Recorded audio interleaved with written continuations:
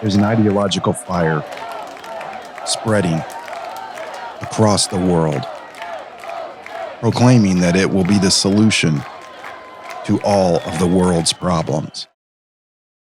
Every major scholar, politician, leader of industry, and government official is pushing this new system of government.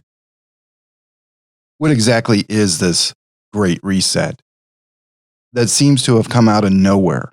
The first thing we must understand is that this system is not new.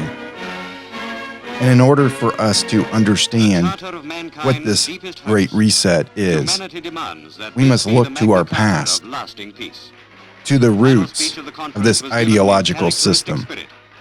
We must go all the way back to the architect of this utopia, this world government system. Millions now dead would be alive. Karl Heinrich Marx was a German philosopher and economist from Germany who lived in the 1800s. In 1848, Karl Marx published the Communist Manifesto. In his manifesto, Marx laid out a plan for governance in a utopian society. And in it, no one would own land, and all rents of the land would be used for public purposes. There would be a heavy progressive income tax. There would be confiscation of property. No one would own any property. There would be centralization of credit in the hands of the state, and there would be a national bank with state capital and an exclusive monopoly. There would be a centralization of communication and transport in the hands of the state. There would be the extension of factories as instruments of the state, owned by the state. There would be free education for all children in public schools. This was a grand idea in 1848. And for the next 170 years, disciples of this utopian philosophy of world government tried to put Marx's theory into action. In 1917, Vladimir Lenin led a small group of intellectuals in the Bolshevik Revolution that created the communist state of Russia. Woodrow Wilson tried to create a utopian government system after World War I by forming the League of Nations in 1920. Adolf Hitler envisioned a Third Reich that would encompass the entire world. And part of its core was this idea that the state owned the industry. And in response to World War II, the world came together in 1948 to form the United Nations, a forerunner for world government. During the 1970s, a prominent figure rose up in the world. And the philosophy was this new world order.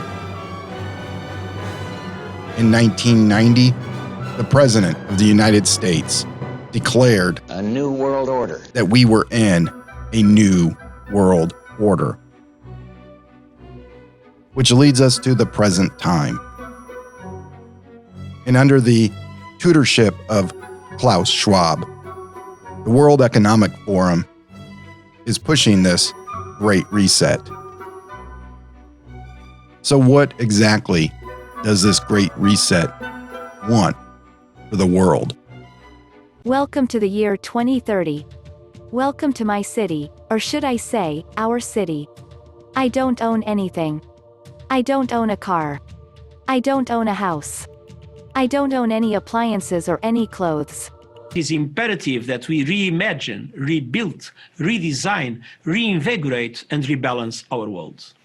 Capitalism, as we have known it, is dead.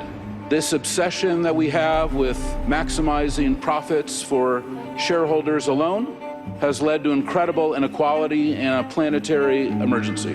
The consumption and production pattern that we call the capitalist system is affecting the life-supporting system of the planet. We want an end to the profit at all costs mentality. Countries, they have to find ways of raising revenues. And progressive taxation could be one form of it. We talked about solidarity tax that may be needed in some countries. I think the key is to put the health of people and the planet first. And that's what's happening on COVID-19. And that's what has not yet happened on climate change in many cases, because the fossil fuel interests and the large industrial farming interests, they want to keep things the way that they are. There's big vested interests that want their health to come before people's health and the planet's health. And what we're learning from this crisis and pandemic is it is possible to switch it. If you look at the globalization 4.0, the globalization which we should aim at tomorrow, it should be a globalization where we really do not leave people behind anymore.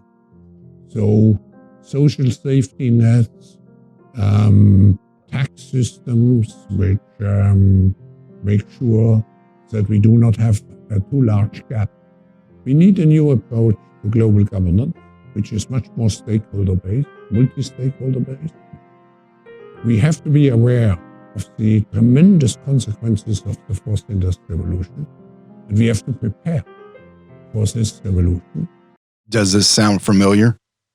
This is neither new nor great, for this has been tried over and over and over again for 170 years. Will they succeed this time?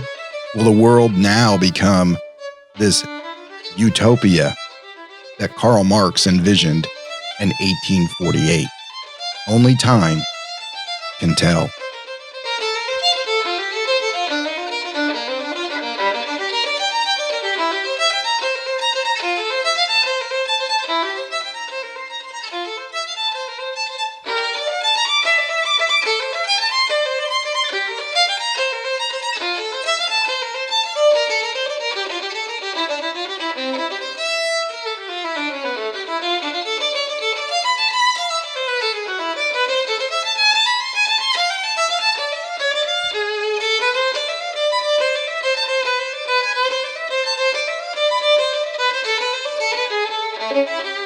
Thank you.